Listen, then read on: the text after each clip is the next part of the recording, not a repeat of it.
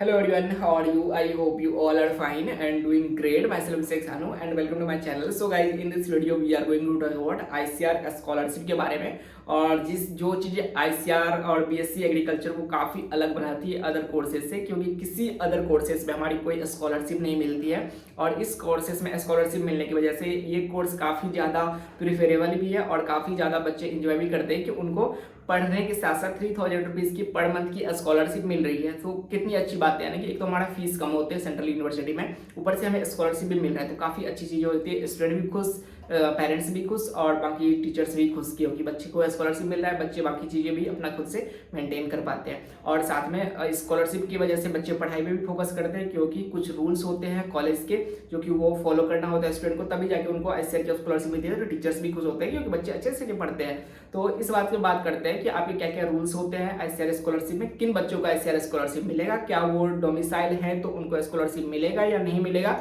अगर मिलेगा तो क्या करना होगा, और कोई इनकम सर्टिफिकेट वगैरह चाहिए क्या क्या डॉक्यूमेंट वगैरह है, वो सारी चीज़ें इस वीडियो में बात करने वाले हैं। सो सबसे पहले बात करते हैं ICAR स्कॉलरशिप किन बच्चों को देती है और ICAR स्कॉलरशिप क्यों देती है।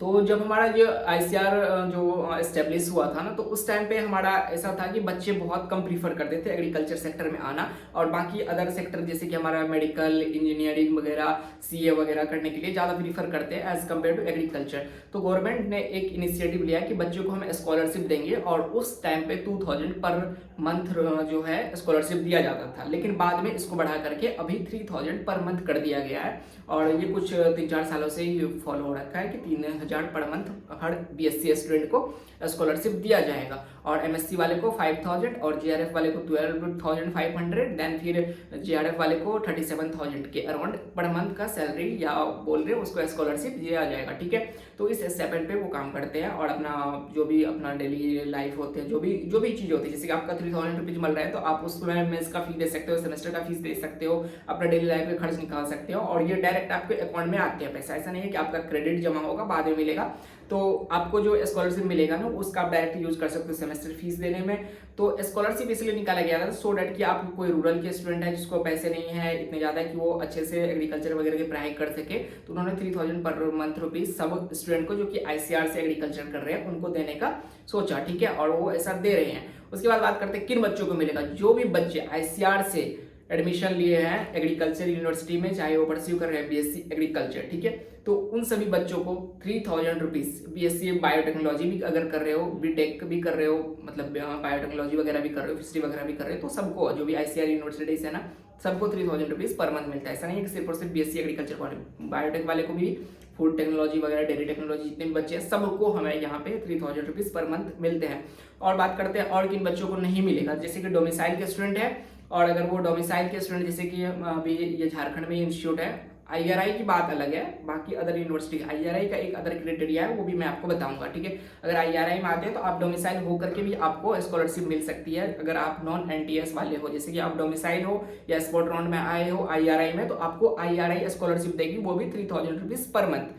ठीक है, तो उसकी एक अलग कहानी है। अगर आप IRI आते हो, अभी IRI का 2 ही हब्स है, IRI Jharkhand and IRI Assam. पहले तो बहुत सारे हब्स थे, तो उस हब्स पे अलग अलग रूल्स था। अभी यहाँ पे जो है रूल्स हमारे कॉलेज में है कि अगर आप झारखंड से हो और आप काउंसलिंग करवा के IRI झारखंड में लेते हो एडमिशन, तो आपको स्कॉलरशिप मिलेगी 3000 रुपीज़ पर मंथ, जो कि होगा नॉन NTS स्कॉलरशिप। और ये स्कॉलरशिप आपको IRI के द्वारा मिलेगी, ICAR के द्वारा नहीं मिलेगी। और उसके बाद बात करते हैं अगर कोई बच्चा ICAR से डायरेक्ट एडमिशन ले रहा है कोई अदर यूनिवर्सिटी में, जैसे कि सेंट्रल यूनिवर्सिटी हो चाहे डीम्ड हो, स्टेट एग्रीकल्चर यूनिवर्सिटी हो, तो क्या उनको स्कॉलरशिप मिलेगी ICAR की तरफ से? बिल्कुल नहीं। अगर वो डोमिसाइल है तो उनको स्कॉलरशिप मिलेगी। कुछ स्कॉलरशिप होते हैं जैसे कि बिहार में स्टेट एग्रीकल्चर यूनिवर्सिटी के अलग स्कॉलरशिप मिलते हैं, तो वो अलग, जैसे रानी लक्ष्मी बाई में अलग यूनिवर्सिटी है तो वहाँ पे अलग जो हमारे स्टेट के बच्चों को अलग स्कॉलरशिप मिलता है, ICAR की तरफ से नहीं मिलता, डोमिसाइल वाले को नहीं मिलता। ठीक है, और कुछ रूल्स है जैसे कि आपके सेमेस्टर में 7 OGPA मेंटेन होना चाहिए। 7 OGPA अगर मार्क्स आपके आ रहे हैं, 7 OGPA का मतलब होता है कि 100 मार्क्स में से 70% मार्क आपको आने चाहिए। और ये OGPA ना एक सब्जेक्ट का नहीं बल्कि जितने भी 8 से लेकर के 12 सब्जेक्ट 11 सब्जेक्ट आपके पर सेमेस्टर में होंगे, तो वो सेमेस्टर के सारे एक क्रेडिट होता है, 3 क्रेडिट, 4 क्रेडिट, 5 क्रेडिट, हर सब्जेक्ट का अलग अलग क्रेडिट होता है। उसके अकॉर्डिंग आपको 7 OGPA स्कोर को मेंटेन करना होता है। बहुत ज़्यादा टफ नहीं होता है, अगर आप अच्छे से पढ़ाई करोगे 7 OGPA आपके अच्छे से बन जाएंगे। साथ में आपको किसी भी डिसिप्लिनरी एक्शन आप पे नहीं होना चाहिए, आप कोई भी इनडिसिप्लिन में पार्टिसिपेट नहीं करना चाहिए, आप किसी भी प्रोटेस्ट वगैरह में पार्टिसिपेट नहीं करना चाहिए और रूल्स को आपको फॉलो करने हैं, तो तभी आपको जाके स्कॉलरशिप मिलेगा। और भी कुछ कुछ रूल्स हैं, जो छोटे मोटे रूल्स हैं उसको आपको फॉलो करना पड़ेगा, सो डैट कि आपको स्कॉलरशिप वगैरह मिलती रहे, ठीक है, टाइम टू टाइम। और स्कॉलरशिप क्या टाइम से आ जाती है, कई बार लेट हो जाता है, जैसे कि हमारे कॉलेज में अभी लगभग एक बार आया था, ठीक है, उसके बाद दूसरी बार स्कॉलरशिप अभी तक नहीं आई है और उसके लिए हम अभी वेट ही कर रहे हैं, ठीक है।